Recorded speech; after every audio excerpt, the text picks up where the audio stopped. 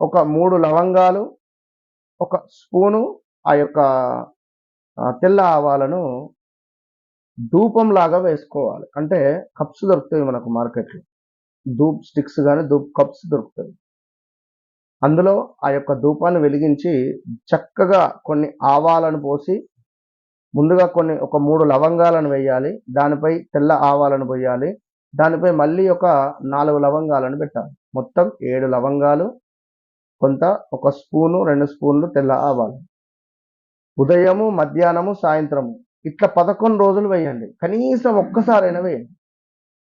రోజులో మీకు ఎప్పుడు వీలైతే అప్పుడు ఒక్కసారైనా వేయడం ద్వారా విపరీతమైనటువంటి ఆ నరఘోష, నర సంబంధిత ఇబ్బందుల నుండి మనము దూరమయ్యేటువంటి ఛాన్స్ ఉంటుంది.